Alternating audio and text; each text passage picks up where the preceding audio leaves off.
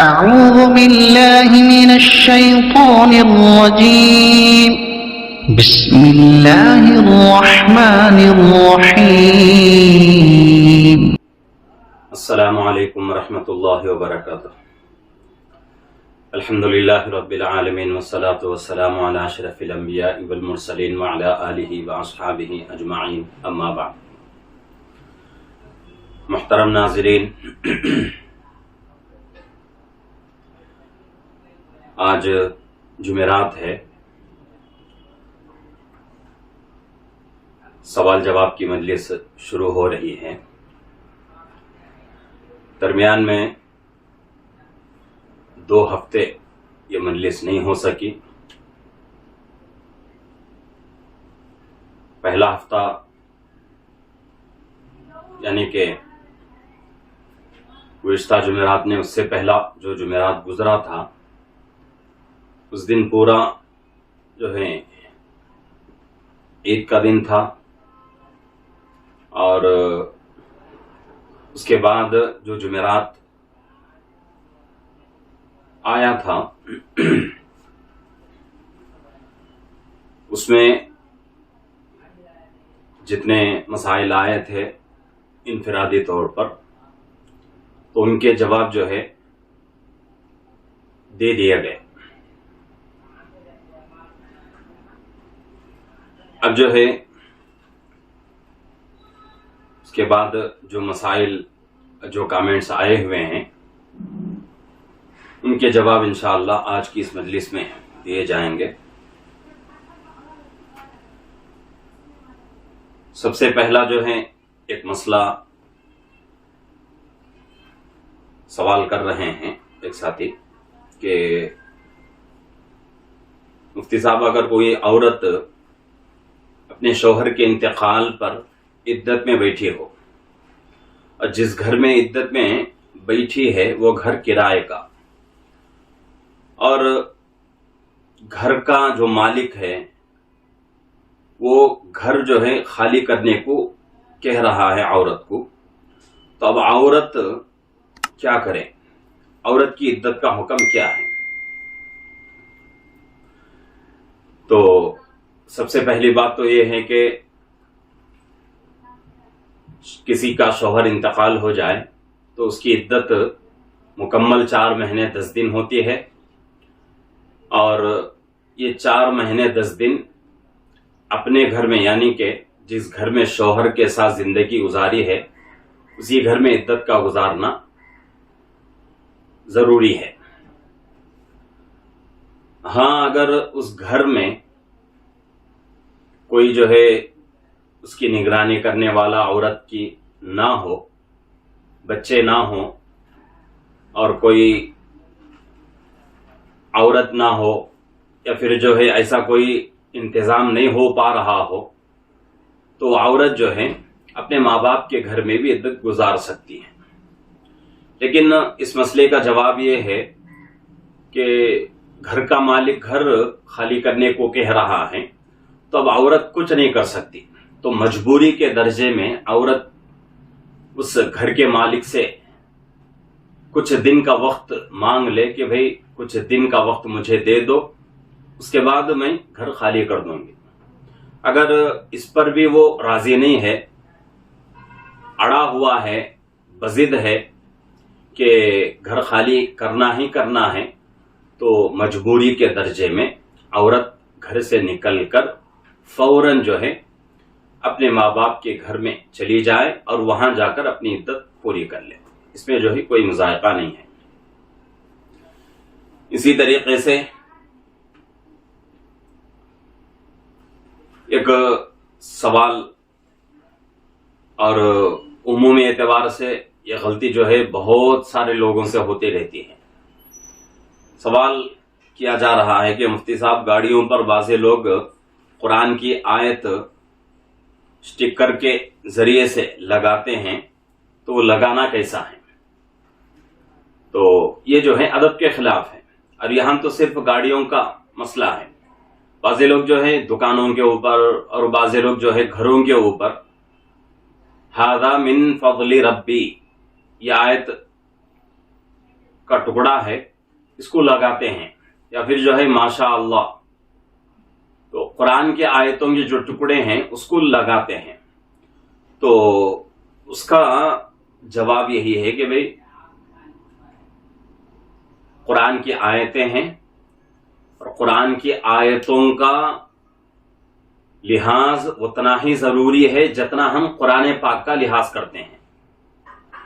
قرآن پاک کا ہر زبر، ہر زیر، ہر پیش، ہر جزم، ہر تشدید، ہر مد قرآن پاک کا حصہ ہے۔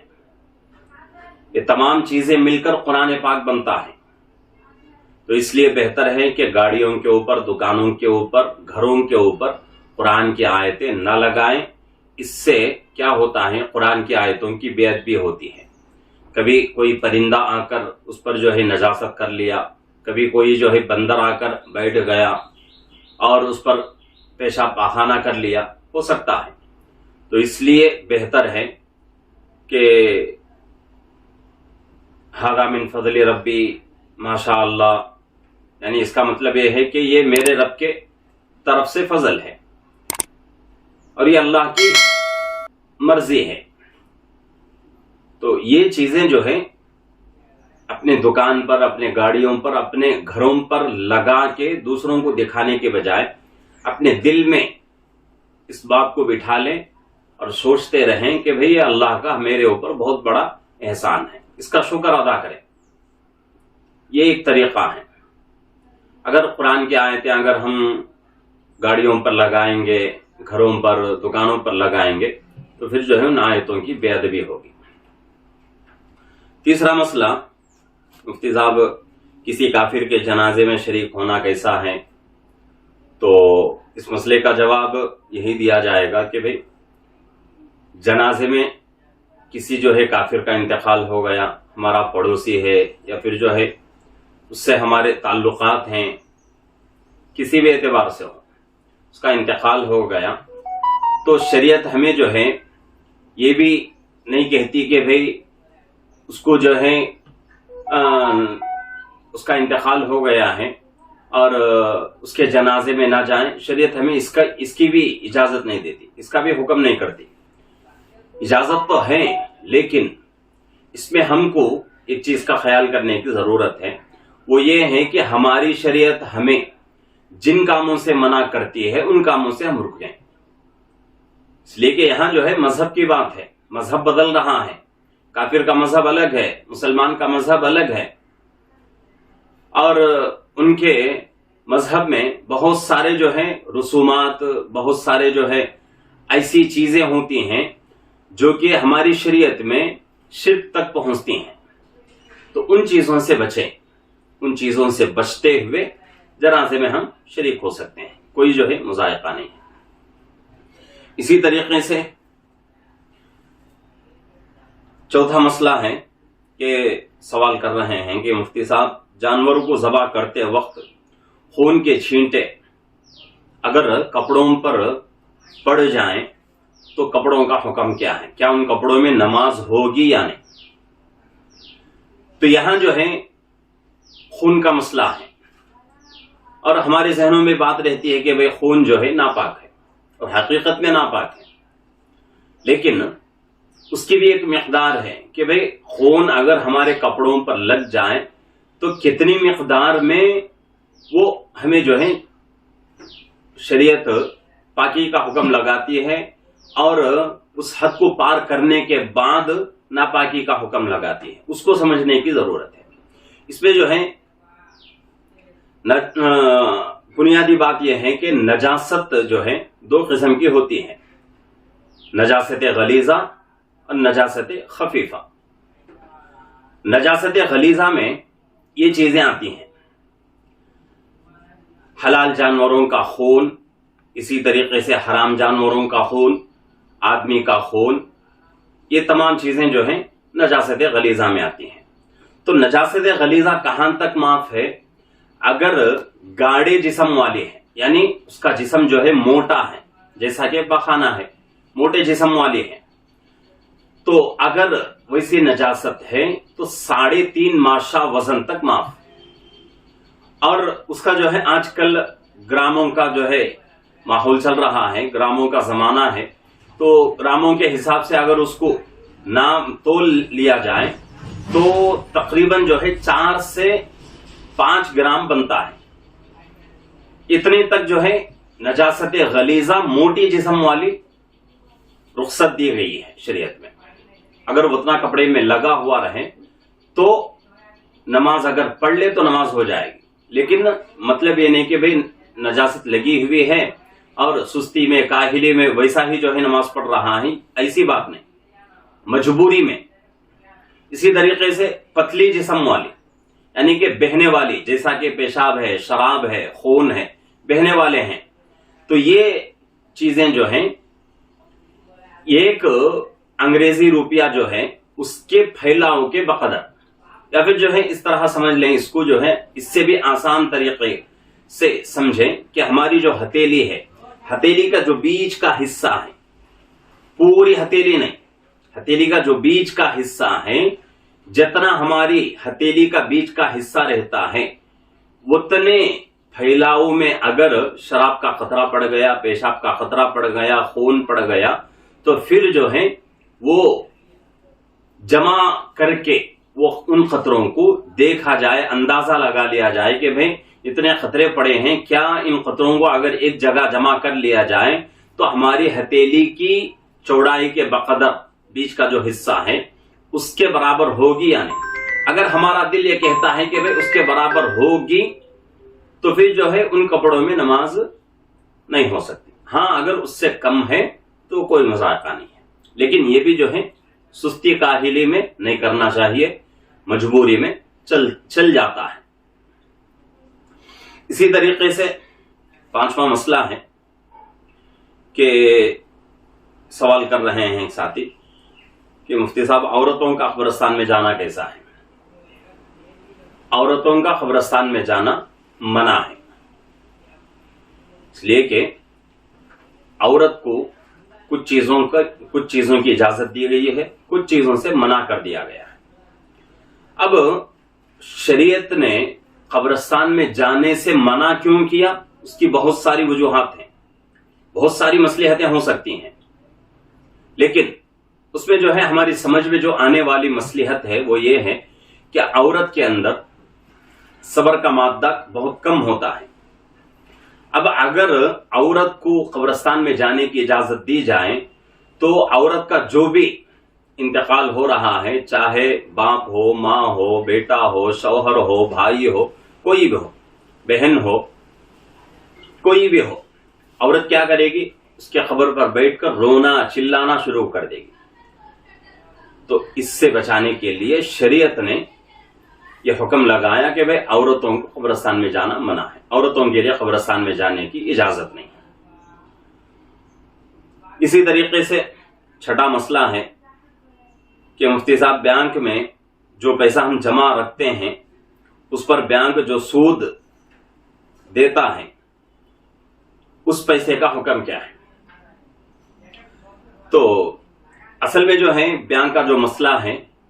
उसकी 2 शक्लें होती हैं। एक है फिक्स्ड डिपॉजिट होता है। फिक्स्ड डिपॉजिट में क्या होता है कि हमारा पैसा जमा रहता है, हम वो पैसा बाहर नहीं निकालेंगे, कई दिनों तक वो पैसा वैसा ही जो है बैंक में अकाउंट में हमारे पड़ा रहता है। और इसकी वजह से बैंक क्या करती है, वो पैसा इस्तेमाल करके उसको जो है यानी कि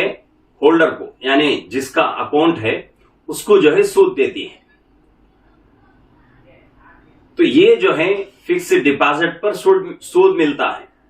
और एक अकाउंट रहता है वो फिक्स्ड डिपॉजिट वाला नहीं रहता, जनरल जो है अकाउंट रहता है, तो उसमें होल्डर को और बैंक का जो कस्टमर होता है, अकाउंट जिसके नाम से होता है, उसको बैंक सूद नहीं देता। वजह क्या है कि फिक्स्ड डिपॉजिट में पैसा उसका पड़ा रहता है और इस अकाउंट में पैसा हर वक्त पड़ा नहीं रहता, कभी जमा रहता है, कभी खत्म हो जाता है।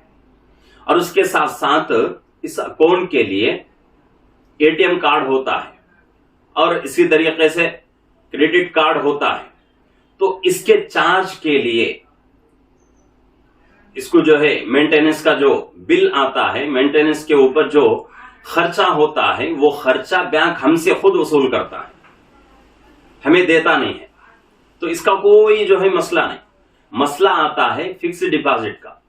تو اس کا جو ہے طریقہ یہی ہے کہ بھئی ہر 3 مہینے میں، ہر 4-6 مہینے میں اپنا اکاؤنٹ جو ہے چیک کر لیں. ہم پاس بک لے کر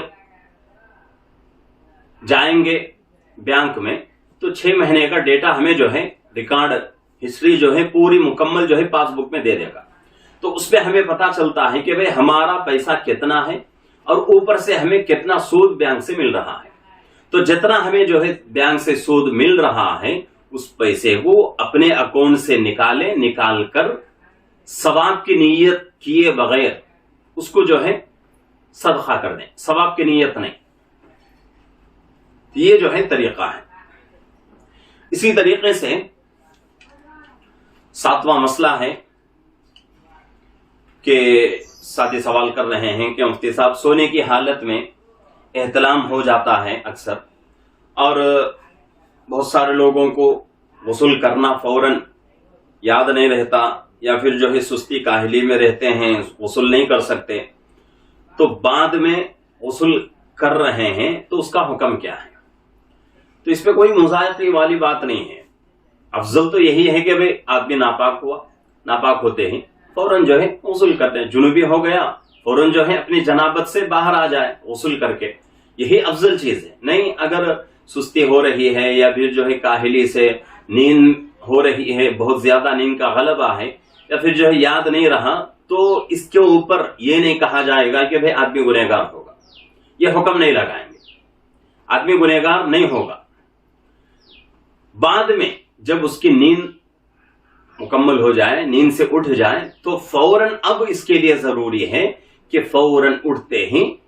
جنابت سے پاک ہو جائے، غسل کر لے. یہ ہاں اگر سو کر اٹھ گیا اب جو ہے غسل کرنے میں سستی کر رہا ہے تو اس وقت گنہگار ہوگا. نیند کی حالت میں سستی ہو رہی ہے، کاہلی سے آدمی جو ہے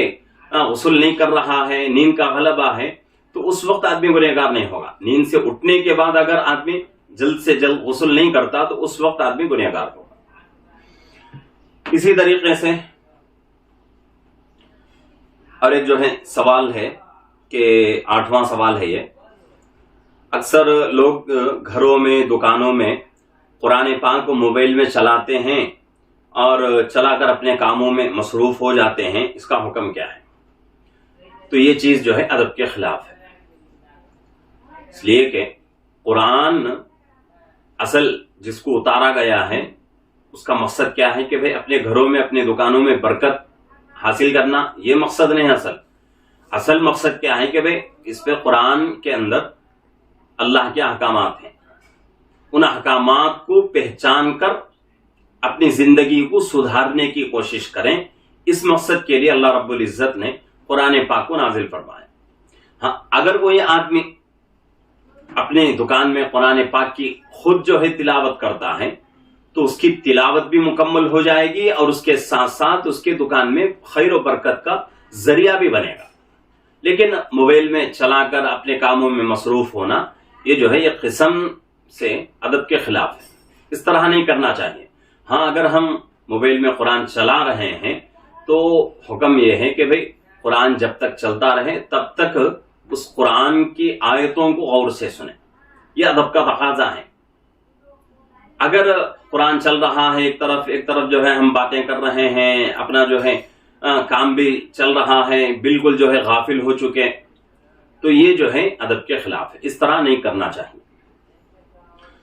اسی طریقے سے 8واں مسئلہ ہے، سوال کر رہے ہیں ساتھی کہ نماز میں اگر کوئی آدمی جماعت کے ساتھ نماز پڑھ رہا ہو، سامنے والے صف میں کسی کا سطر کھل جائے تو جس کا سطر کھلا ہے اس کی نماز کا حکم اور جس کی نظر پڑ رہی ہے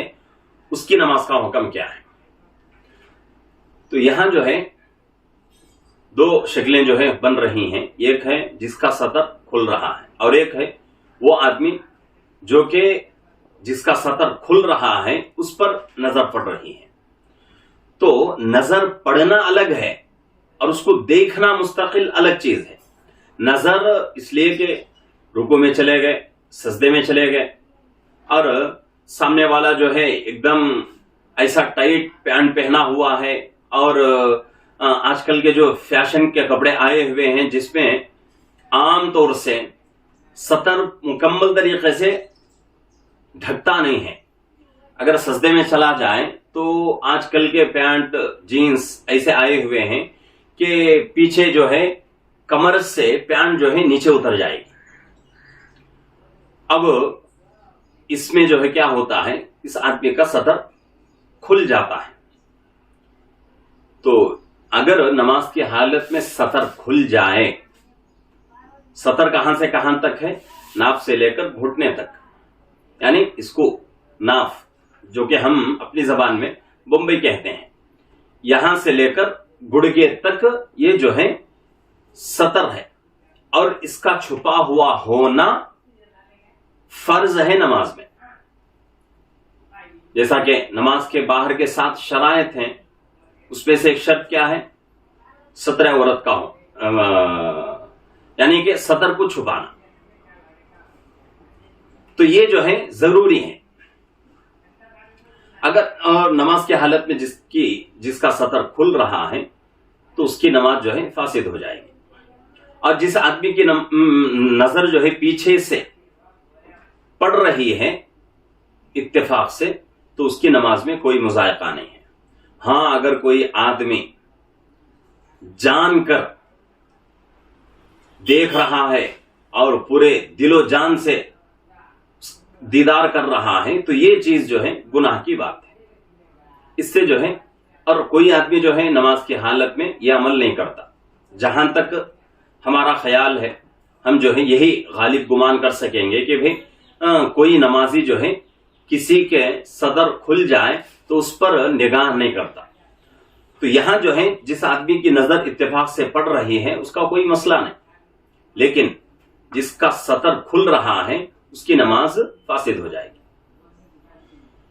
اسی طریقے سے ایک سوال یہ ہے کہ آنکھوں کی کمزوری دور کرنے کا وظیفہ بتائیں۔ یہ مسئلہ نہیں ہے، وظیفہ ایک جو ہے وظیفہ مانگ رہے ہیں کہ شاید ہو سکتا ہے کہ ان کی آنکھیں کمزور ہوں، تو اس کا جواب وظائف بہت سارے ہیں، بہت سارے وظائف ہیں، لیکن اس میں سے بہترین وظیفہ کیا ہے کہ درود شریف کثرت سے پڑھ کر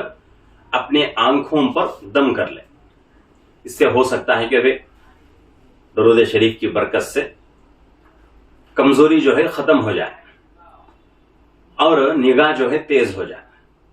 اور نگاہ تیز کرنے کے لیے، کمزوری جو ہے ختم کرنے کے لیے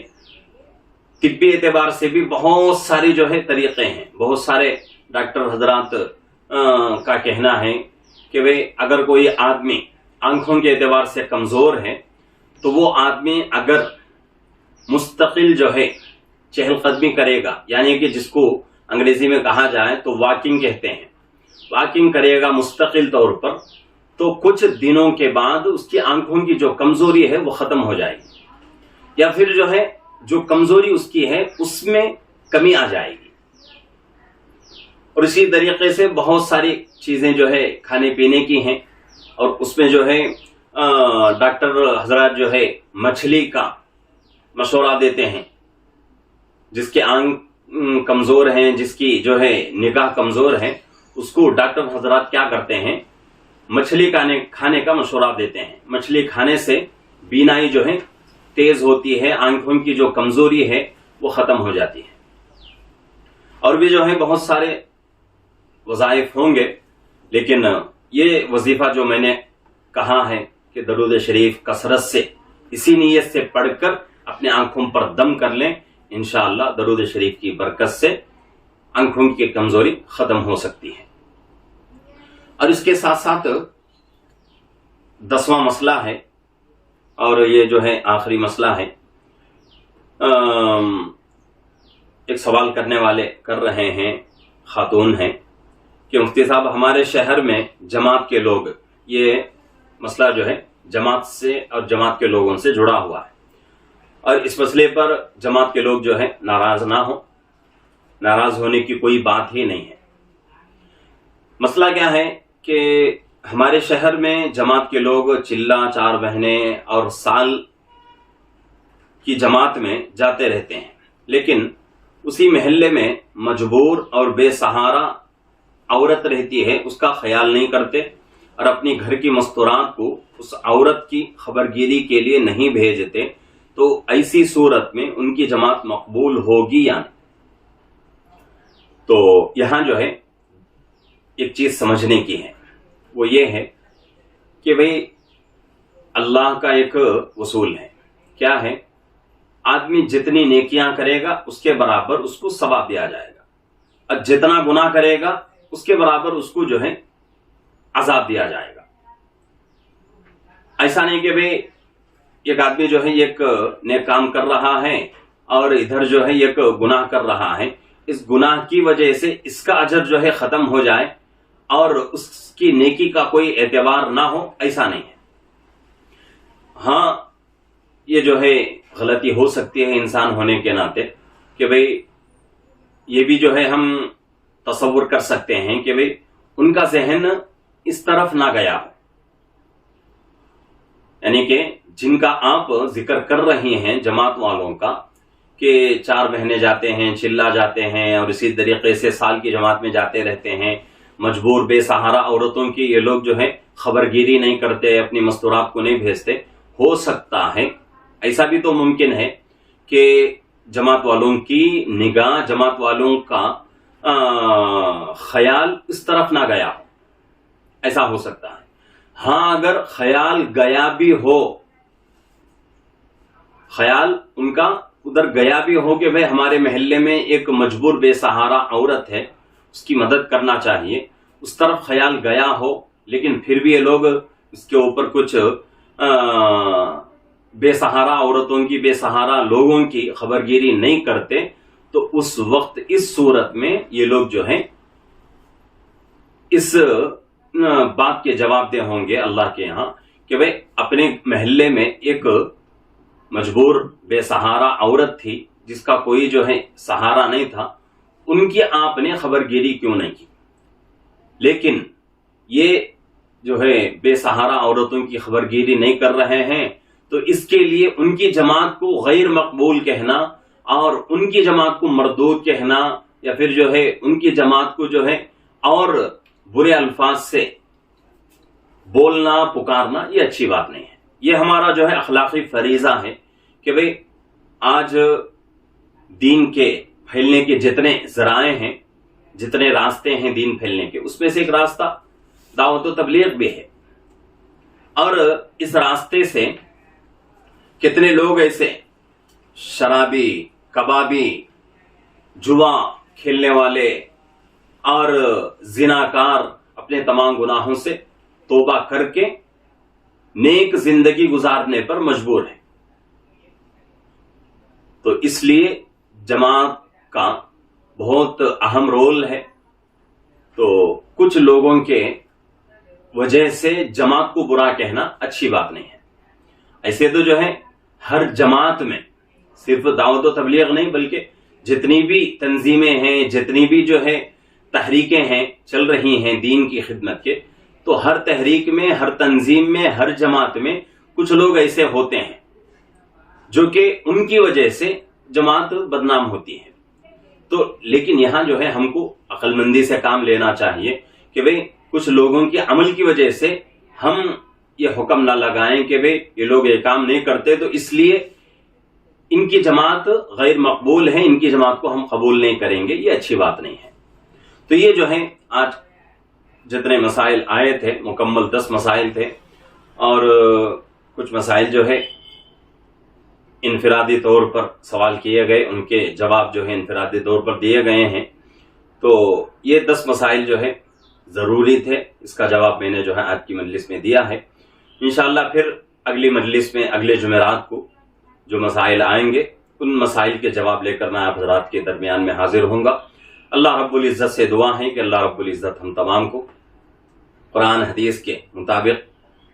ہر کام کو شریعت کی روشنی میں حل کرنے کی اللہ توفیق عطا فرمائے۔ اور اس کے ساتھ ساتھ ایک گزارش یہ بھی ہے کہ بھئی جس طریقے سے دوسروں کے مسائل بیان ہو رہے ہیں، ان کے جوابات دیے جا رہے ہیں، اسی طریقے سے آپ کا بھی اگر کوئی مسئلہ ہو